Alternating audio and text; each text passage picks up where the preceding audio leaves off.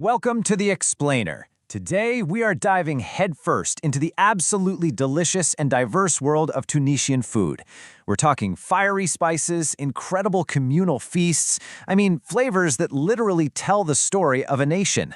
Let's get into it. This quote just nails it, doesn't it? It perfectly captures what Tunisian cooking is all about.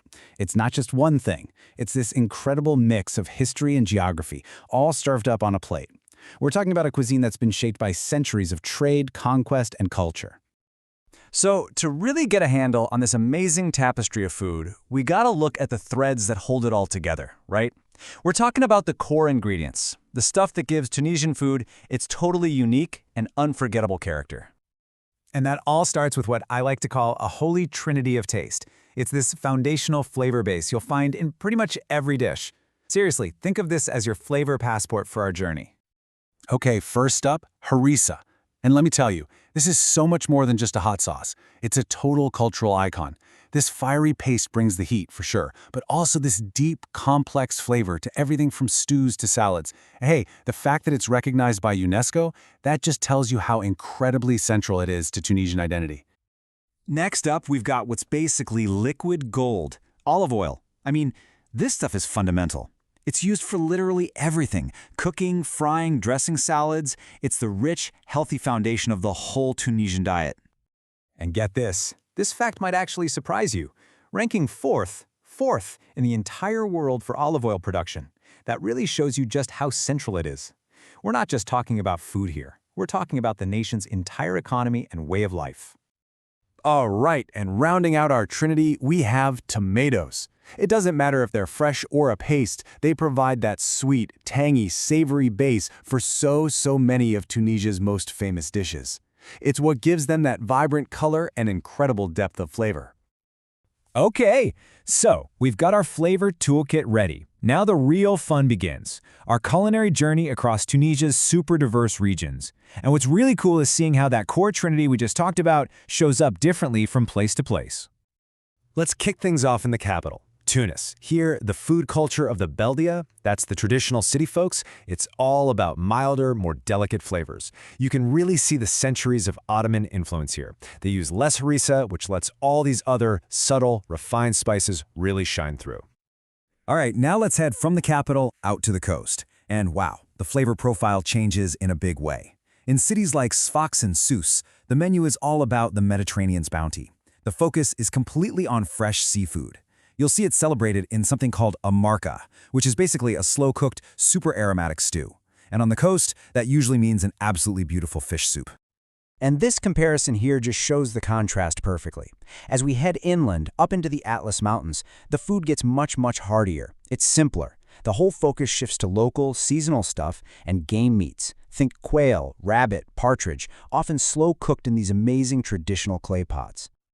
Then you go way down into the arid south, and the cuisine just gets so clever in how it adapts. So instead of the harissa we've been talking about, the town of Gabes uses something called hrous. It's this unique paste made from salt, pickled onions, spices, and chili. And it's not just for flavor. The ingredients act as a natural preservative, which is, perfect for that hot climate. But there is one dish, one iconic dish that unites every single one of these regions, from the coast to the desert. And that dish is couscous. It's way more than just the national dish, you guys. It's a symbol of community. It's what's made for all the special occasions, for all the big family get-togethers.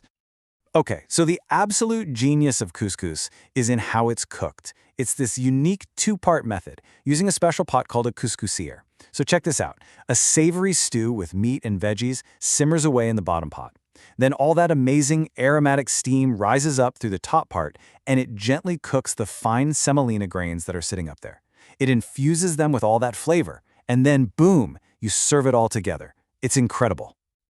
It's such a brilliant technique, right?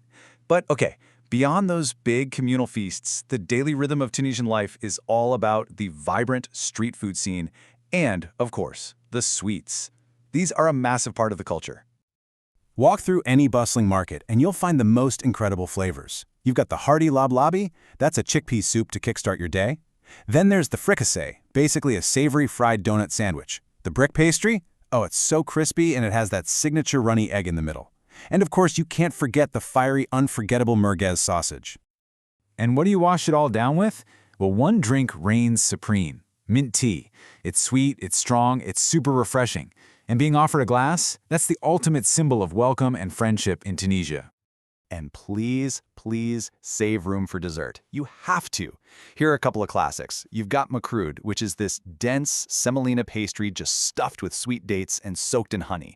And then there's the famous baklava, with all those flaky, buttery layers of nuts and syrup. Oh man, both are just out of this world delicious. So, as our tour starts to wrap up, we're getting to what might be the real heart of Tunisian cuisine. And you know what?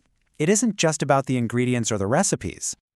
This right here, this is the key takeaway. In Tunisia, food is fundamentally about sharing. It's about connection. It's about celebrating life together around one big table. So you see, from that fiery kick of harissa all the way to that big communal bowl of couscous, every single dish tells a story. A story of community, of history, and of this really deep, profound hospitality. It's food that nourishes your soul just as much as it nourishes your body. Really, this whole culinary journey has been an invitation, right? An invitation for you to experience the warmth and the generosity of the Tunisian people through their food. Which leaves us with just one last really delicious question. What flavor of Tunisia are you going to explore first?